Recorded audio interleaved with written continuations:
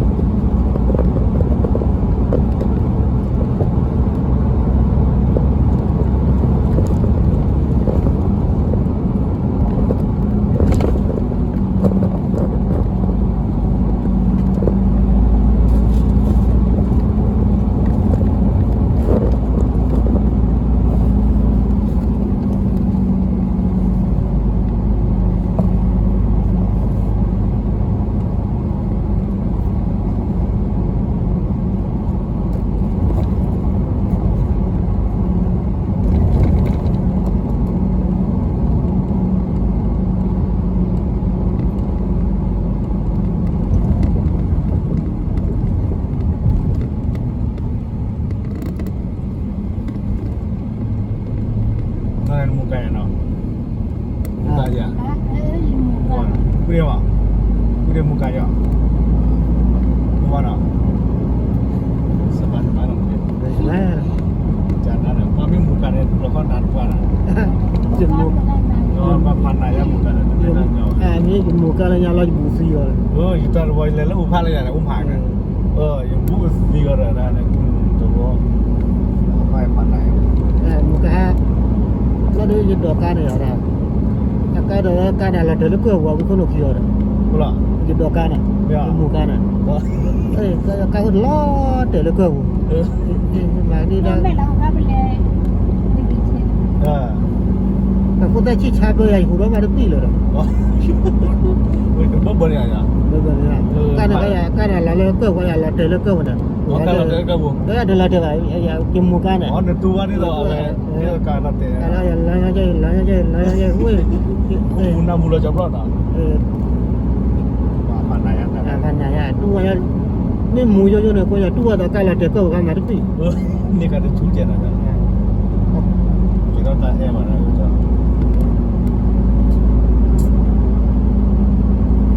กันล้อเตะแล้วก็เราไม่เอาเลยว่าล้อเตะแล้วก็ยังมีคนลุกขี้เราได้ฝักไว้นะไม่ดีหรอกอะไรโอ้ยนี่ไง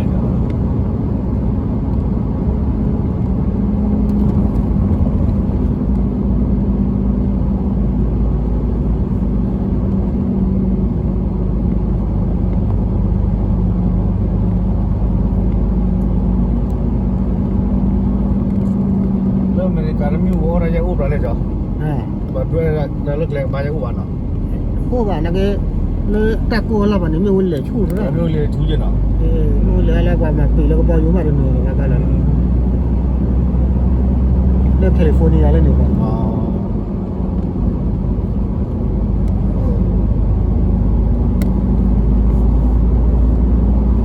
อันนี้จุดนี้เราด้วยเราแบบจ้าเราเกเราอะไรนี่ไงอ๋อโอ้ดูหล่อชุ่ม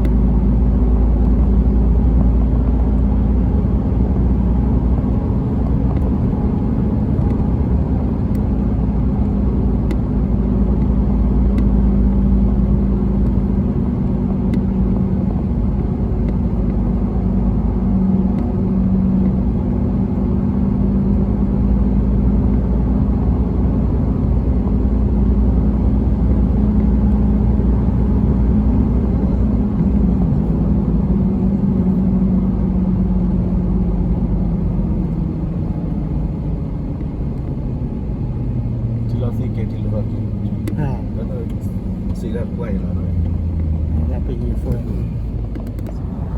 แบกลงสิละเป็น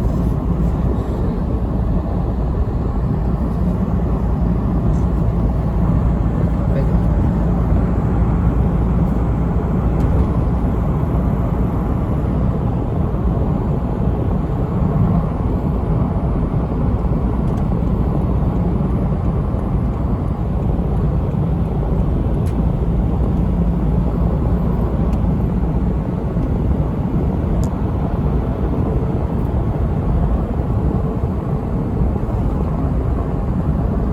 สูงปีแบกลง เดี๋ยวหล่นเหลวแล้วเนาะ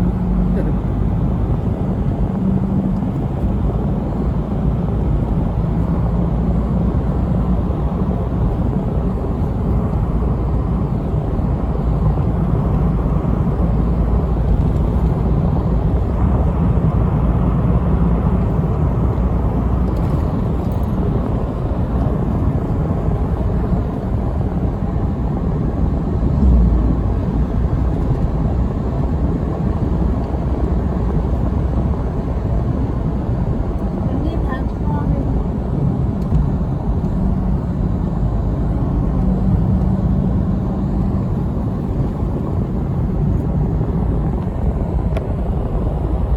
แบกลงเฮ็ดดูบ่อย่างเนาะ เป็นมาว่า เอาบ่วัน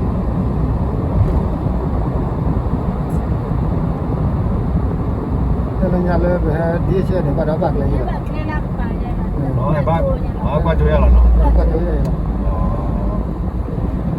นี่เลยเอาตัวนี้มาได้ดีเลย จะตีกันตัวไร วันนี้เราเปลี่ยนร้า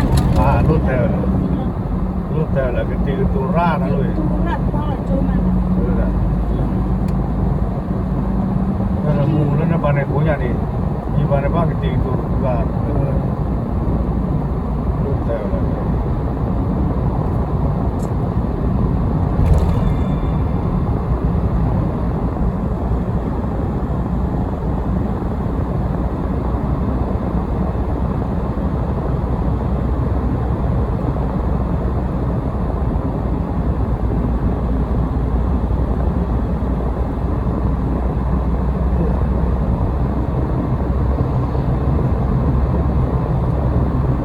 ตัวเราเนี่ย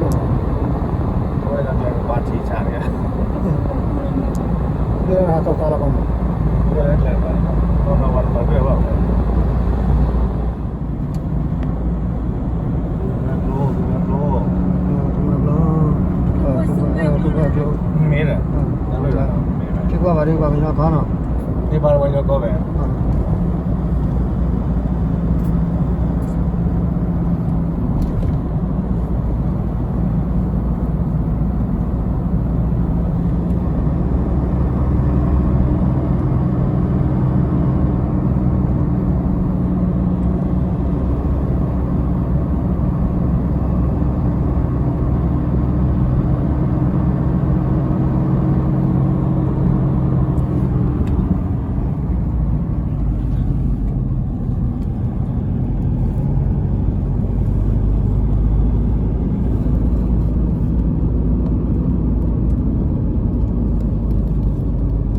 เล่นไปเนี่ย เรื่องไป เราลงไปแค่นั้นดีว่า แบบบุกเลย เรื่องบ้านเล่นๆเนาะ เรื่องไปเล่นเลย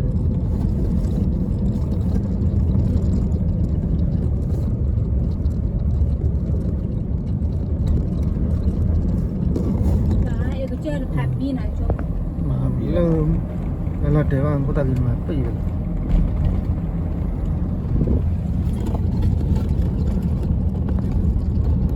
ครับผมขอเดินเบรก ก็อยู่เรื่อยวัน เออ